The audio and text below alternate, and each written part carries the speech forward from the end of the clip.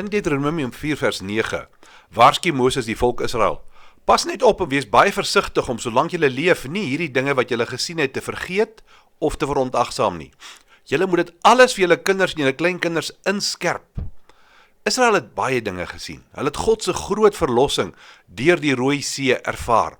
Hulle het God se voorsienigheid ervaar met die manna, die water uit die rots, die kwartels. Tog toe hulle die berig by die spioene hoor oor hoe 'n bedreiging die beloofde land is, het hulle alles vergeet wat hulle gesien en wat hulle beleef het. God het hierdie neiging by mense geken.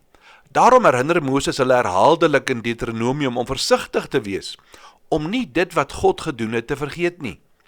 Uiteindelik het Israel so ver gegaan, dat hulle God en sy gebooie en sy opdragte vergeet het.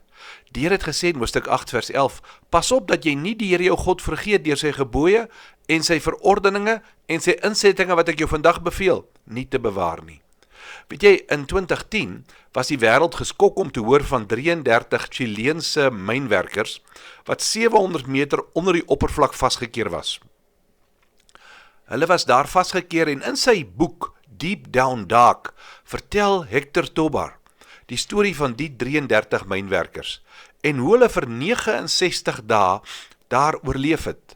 Hulle moes in die donker leef, amper sonder kos, afgesny van die res van die wêreld. Hulle het nie eens geweet of hulle ooit weer die daglig sou sien nie. Baie van die mynwerkers het, toe hulle aangesig tot aangesig met die naderende dood gekonfronteer was, weer 'n opname van hulle lewens geneem. Hulle het besef, hulle het ergens oortree. Iemand het vir 'n Christen onder hulle met die naam José Henriquez gevra of hy vir hulle sou bid. Toe hy op sy knieë sak, het van die ander manne by hom aangesluit en hy het met God begin praat. Hy het gesê, Here, ons is nie die beste van u kinders nie, maar ontferm u oor ons. Hy het uiteindelik meer spesifiek geword. Hy sê Victor Segovia weet hy drink te veel. Victor Zamora is te vinnig om kwaad te word. Pedro Cortés dink aan hoe 'n slegte pa hy vir sy jong dogter was. Niemand het beswaar gemaak nie.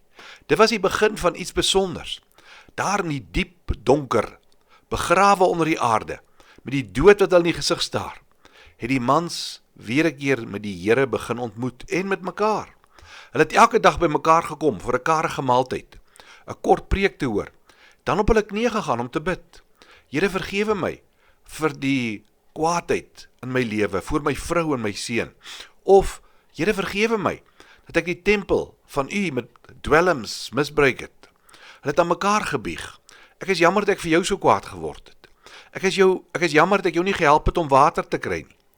Intussen het 'n reddingspoging bo by die oppervlakte begin. Mense van reg oor die wêreld het begin probeer help, om te gee, te bid dat die mans gered word.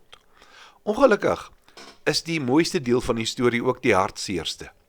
Hulle het met 'n boor gekom, 'n smal gaatjie deur die rots gesny, en hulle vir die mynwerkers kos en voorrade en iPads laat afsak. Uiteindelik het hierdie mense geweet, hulle gaan gered word. Toe vind hulle uit, hulle gaan dalk beroemd word. Hulle gaan nou ryk word. En toe hou hulle belydenis op. Hulle om te bid. Daardie aantrekkingskrag van geld en roem maak dat daardie gemeenskap wat so verander het, heeltemal gaan stilstaan het. Weet jy, hulle was op hulle beste toe hulle op hulle ergste was. Deep down dark. Is daardie plek in jou lewe waar jy ook weet, jy kan dit op jou eie maak nie. Dis die plek wat jy weet, ek het die Here nodig. Ek wil saam met jou bid.